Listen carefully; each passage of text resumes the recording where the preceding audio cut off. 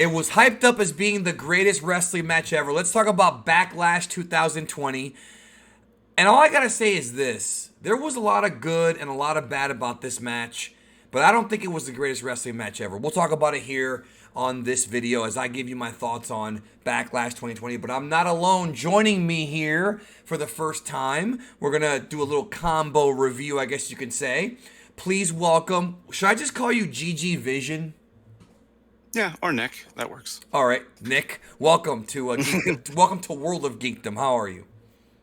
Not too bad. Thank you for having me on, of course. Let the people know where they can find you and your wrestling insight. Well, I'll get straight to the point. I do a wrestling comedy and satire show that's a little bit like John Oliver for wrestling, basically, and it's kind of in a spirit and memory of Little Karibo's The Remark, if you remember that. It's GG Vision just on YouTube.com or GGVision88 on Twitter, and just check me out and let me know what you think. Thanks. GG Vision. Yes, one word, right? Yep. All right. So let's talk about this pay-per-view, Backlash 2020. This show, I'm just gonna cut to the point, right? Cut to the chase. The first half of this show sucked. I'm sorry, it was trash. The Bailey and Sasha Banks split has been teased now for literally about 4 years, and we still haven't even seen it. It's like they split, they got back together. They were supposed to have a match at WrestleMania that got postponed. They were gonna do a split there that got postponed. I'm just really tired of it, honestly. And I don't really You're care. not alone. Yeah, I just don't care. Sheamus and Jeff Hardy, I think that whole feud, that whole Jeff Hardy angle is just so disgusting. Like, I'm not one of those guys that gets offended at edgy wrestling angles. We've seen this before. I don't get offended at anything wrestling does, really. But like, it's just so like the wrong time to do this, and it's just so like, it's so like we're desperate. And this entire Backlash show reeked of desperation. For you to promote a match as being the greatest wrestling match ever without even having the match already done yet is just like mind blowing. We're gonna get to that, shortly. And then we have Asuka and Nia Jax that had a crappy double count out finish. I cannot stand Nia Jax. She's injuring people like. She's clumsy. She's, just a horrible wrestler, and she's only there because Dwayne is her freaking cousin. All that stuff was garbage to me. And then Strowman and Morrison and Miz was a waste of time. So, do you have any thoughts on those four matches before we get to the good stuff? Just anything you want to lay out about those four matches. And I don't want to talk about them because they suck. But if you have anything you want to say, the floor is yours. Not much to say. The first match was the women's tag match was definitely a little bit sloppy, and I'm just as sick of you are as waiting for Bailey and Sasha to actually fight after 5 years, 4 years. Sheamus and Jeff, that entire storyline was given to us by CM Punk and them 11, 12 years ago. We don't need it now. We definitely don't need it again. You're not wrong. It was desperate. Right. Asuka and Nia, get Nia out of there. Bye. She just like she's the evidence is too clear on how many times she's injuring people, and it just I can't believe that it's not being taken care of by now. And yeah, Braun Strowman and Miz and Morrison, they literally labeled them as pranksters when they introduced the match. So that tells you the state of the WWE Universal Championship. It's just like, why care? It gives you a feeling of why care, because it's just too much of a joke, because nothing's going to change in a handicap match. Right. True. Now, what do you think about? I actually liked the Bobby Lashley versus Drew McIntyre match. It wasn't great or anything, but I liked what they did. I liked that they still kind of preserved Lashley a little bit for a future like rematch. They haven't really done much of that lately. When it comes to Drew McIntyre, I just keep thinking that I feel bad for McIntyre, bro, because this dude's the champion right now in like the worst possible time with the empty arenas and the COVID-19s and all this. Yeah. Like, I just feel bad that this dude, like, he could be having a much better reign in front of people, like actual fans. What'd you think about this? I actually really liked the match. It was the match that surprised me the most of the night, and it was the first time we've had two big bulls since like Drew and just Brock themselves go at each other in a long time. And I actually really enjoyed it up until the ending, because as soon as you saw Lana, you knew the match was over in the next 60 seconds. Like that's the only thing I didn't like. And you are correct about Drew. I love what he's doing. I actually like that they have a smart baby face that's aggressive and charismatic. It's been a while since we had one that wasn't treated like an idiot, and it just happens to be happening during a time that no one can really do anything about it. And I can't imagine the crowd reaction if they were there.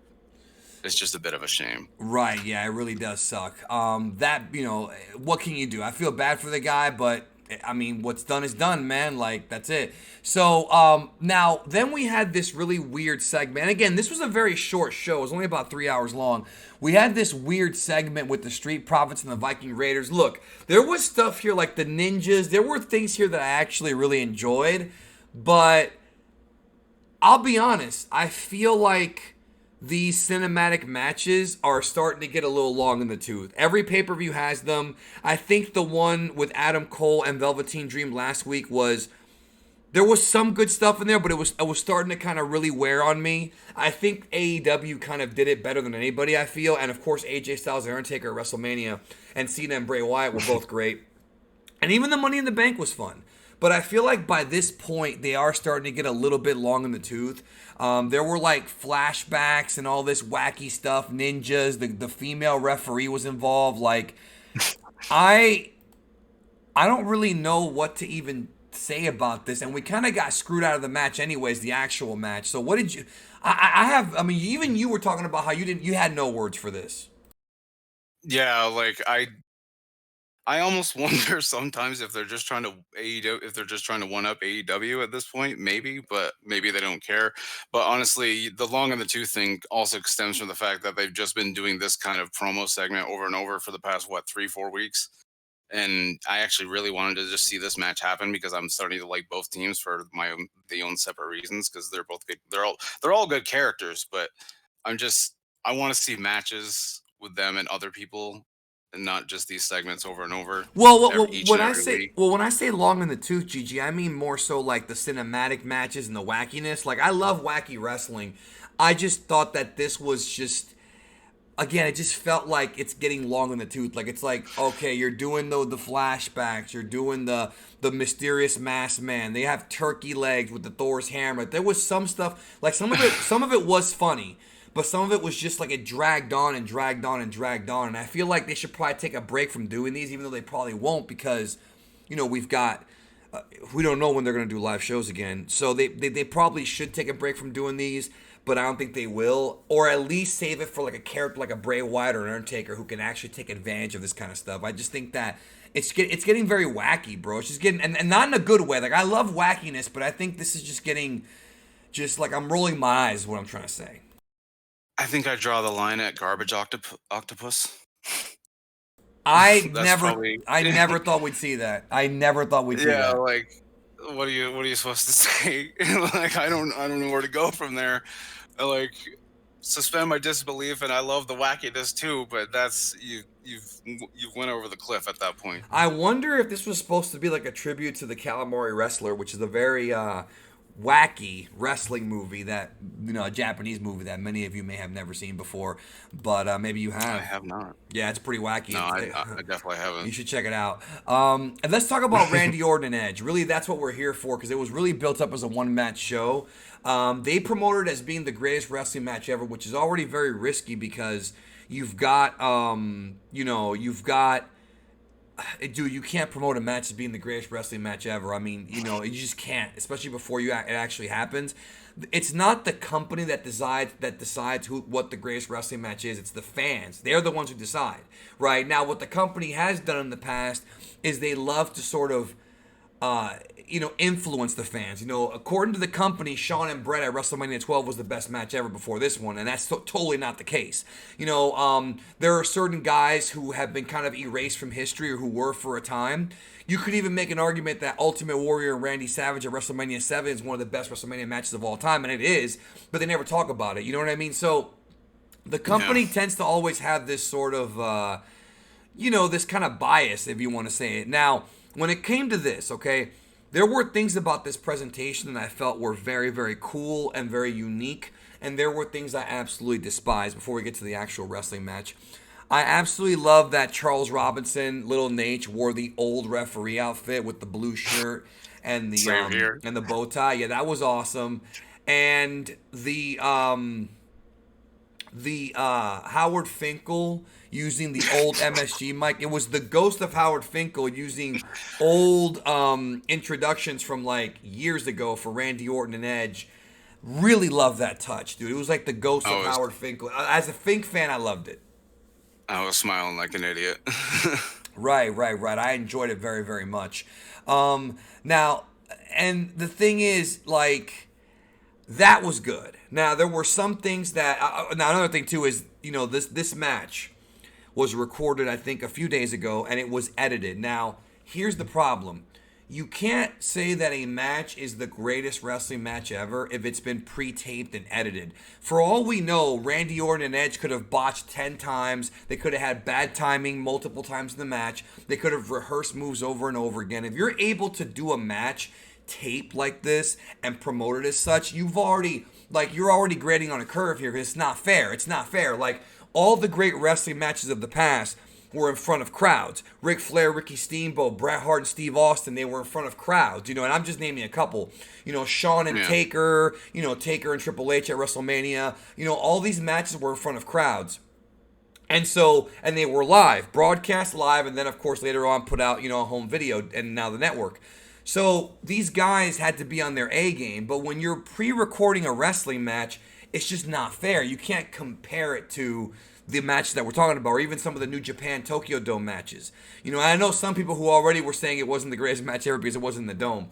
So I feel like that right there is already a problem. Also, the piped-in crowd noise and sound effects, I was not a fan of this. I really wasn't. It was borderline taking me out of the experience. Right, and so go ahead, go for it. WWE are the master of hyperbole. We've learned. Well, it's okay to have hyperbole, bro. But come on, this is a little too much if you ask me. This is on a level that we've never seen, and I just they've even had times where they do it to a point where you kind of know they're making fun of themselves a little bit. But you can't hype up a match like this. You can't just say that about a match that hasn't happened, and especially when you have the luxury of it being edited and not a one-time thing in front of people when you're dealing in a medium that is basically the only, well, I shouldn't say only, but one of the very best well-known live action, live theater things left in the world where the crowd is the part of the show. Yeah, and what they did was they brought in some of the training NXT trainees and some other people there. The show, the match did feel like they did a great job of making it feel like it was a bigger deal than normal because of the stuff we talked about. Like, there were more people there in the crowd than normal. There were things they did to make it feel like they actually were in a building filled with fans. So I do respect that. But I feel like the piping in of the crowd was a little too obvious. And, the editing, of course, there was a couple of moments in the match where I could tell that there was some editing going on, like editing trickery. Like when Edge hit the Unprettier on Randy Orton, I knew that was a bad edit cut. There's a few other ones too.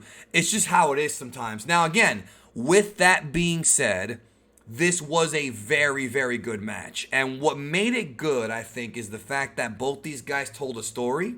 They both did a lot of little things for the hardcore fans, like using other wrestlers' finishers, like we saw the pedigree, we saw the rock bottom, we actually saw Edge do a tribute to the SmackDown 6. We saw the Three Amigos suplexes, and we saw the Crippler Crossface. I mean, there was a lot of little things here and there that I thought were really fun and really rewarded you for being a wrestling fan. So we got to give him props. Also, the fact that Edge came back and was able to have a match of this caliber. I think a lot of folks were disappointed in the WrestleMania match. I liked it, but I didn't love it. But I thought this was a really good, solid wrestling match. It was 45 minutes. It was a good match. In fact, I would even go so far as to say it was a great match, but I don't think it was even the top 50, even just WWE. Just WWE, it's not even top 50.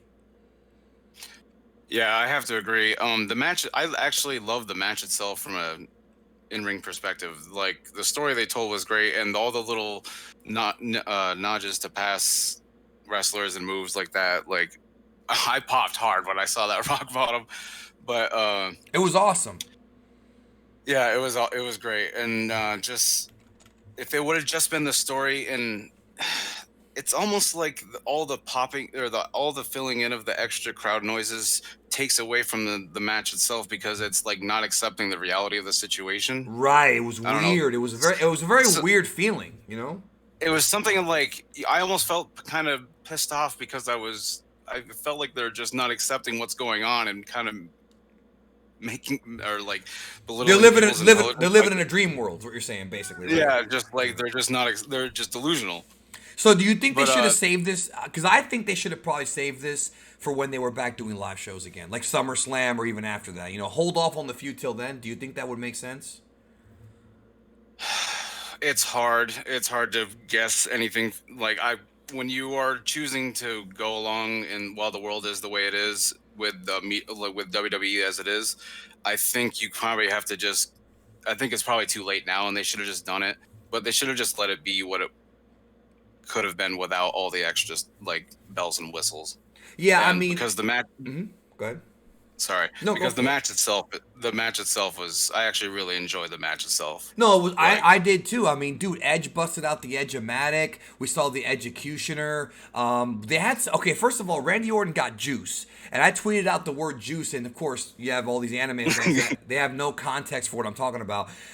Juice, of course, meaning blood. We saw Randy Orton do a blade job, as they call it, and I thought that was pretty interesting because yeah, we from a haven't. headbutt too. Right, and we haven't seen blood in WWE for a very, very long time, especially not blood on a pre-taped match. Usually, if it's pre-taped and there's blood, they would, figure out a way to censor it. But for this match, they let it go, and I'm happy about that. I'm happy they did that, added more to the match. We saw some really cool stuff where we saw Edge come off the top and get caught in an RKO. They teased Randy Orton doing the draping DDT from the top rope. That was good.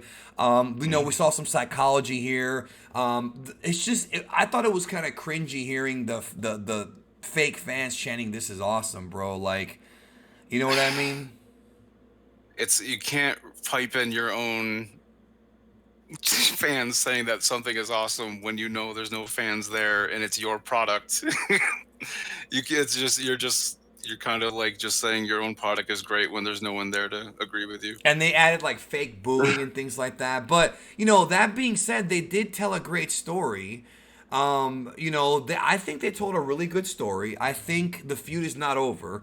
Unfortunately, we found out that Edge did tear his triceps during the match, but you couldn't really tell. Oh, Yeah, and that actually happened. We found out before the match even aired, but you could not tell by watching it. What they did was they did an injury angle where Randy Orton actually finished off Edge with the punt, which I thought was great. But it was interesting because Edge hit this head and arm choke, which they're calling anti-venom. All right, I guess that's kind of cool. And then Orton like kicked out of it, and then like a low blow, and then Edge was confused, and Orton punted him. So Orton brings the punt back for the first time in many, many years, which I was happy about. Great finish, and Edge is out. He's stretchered out. So even though he got injured, they have a storyline reason for him to be out. And that is, of course, the punt. So obviously, this is not over. We'll see a third match at some point. Obviously, I feel like they're gonna, because of the tricep tear, Edge could be out for 6 months or more. So I would yeah, probably assume that by the time he comes back, we'll be in a crowd, possibly at the Royal Rumble or maybe even WrestleMania next year. Because I do think that Edge wanted to make up for the WrestleMania match that other people didn't like, even though I liked it. I like that match a lot, but people didn't like it. I mean, again, it wasn't the best, but Edge. I liked it. It just dragged a little. A little, It yeah. dragged a little bit. Yeah, but it was good. And I think this kind of dragged too a little bit, but again with the editing they made it seem a little bit more interesting by having sort of close-ups on Edge's face and Randy's face. A lot of really good selling. I mean, I'm not gonna knock the match. It was a great match. It's probably one of the best matches of the year. I still think that the Stampede Showdown or whatever Stadium Stampede was probably more fun. As far Yeah. as a solid wrestling match goes, this probably was the best match of the year so far in WWE. This does not hold a torch to... Dude, there's like 4 matches in New Japan. Because I was there at the Tokyo Dome. There were 4 or even 5 Jealous. matches. Dude, there were like 5 matches just on that weekend that blew this out of the water. Okada and Ibushi, Okada and Naito, Will Ospreay and Takahashi, like those blew this out of the water. But still, like for a guy like Edge, who hasn't really had a traditional wrestling match in like over 10 years now, like 9 years, I think, or whatever, 9.5 years for this Yeah, dude, just about. right? I thought it was solid. So, is there any other notes you wanted to kind of give us about the match that kind of that you kind of liked, or anything you didn't like? I really liked the finish. I was actually really surprised they brought back the punt because they haven't used that since what, Big Show in 2013 or 2011 or something like that. It's been a long time because I'm pretty sure that move got banned or was classified as like a banned move because he hasn't used it in forever. He teased it And a but couple times. I think he teased it during the Bryan Danielson feud, the Daniel Bryan feud in 2014. But you're right. I don't think he actually connected with it until tonight. Don't remember. I think it might have been like 2013. Yeah, I honestly do not remember. I think it I was think it was the Big 2013. Show. I think it was the Big Show. Well, he punted Daniel Bryan. I think. What did he not punt him during that Hell in a Cell when Sean turned, or was that? Or am I wrong on that? I don't remember. It's No, been I don't years. think he connected, or if he did, it might have been after the match, but it wasn't during. Yeah, maybe it was the Big Show. Like I genuinely don't remember, but it was a good finish. I kind of saw it coming that would be the finish. If they were gonna put Orton over, which they should have because Edge won the first one, I don't see why they didn't just do it this way. And of course, I'm sure that we'll have a tiebreaker I at some agree. point in the future. So that's it. Overall, this is not really a good pay-per-view, but I do advise people to watch Edge versus Randy Orton because it was good. I mean, it was a good match, and it was relaxing. It told a good story. It was fun, and yeah. So, Gigi, what did you think about the show overall? And do you agree with that? Go for it, man. Probably could have skipped most of the first half up until about the end of Braun and Miz and Maury, but the Drew and Bobby match was really good. I'm glad I caught that. The Viking Raiders and Profits, that was definitely a trip. So gets me in the funny bone. I might as well enjoy it while it's there. And the greatest wrestling match ever, of course not. Surely it is the greatest match ever. It's the It greatest wasn't. match that ever happened in back. It's the greatest match that ever happened at Backlash 2020. How about that? That's fair. Possibly an hour ago. Yes. Right. But yeah, it was a great ending. But yeah, the pay per view overall. It's the was best match of the meh. past. It's the best match of the past 12 hours. Right there we go. There you go. There you go. All right. Anyways, thanks again, everybody. Hope you have a great day and check out GG. I'll leave a link down below to his channel, and we'll talk to you soon. Thanks, dude. Have a good one.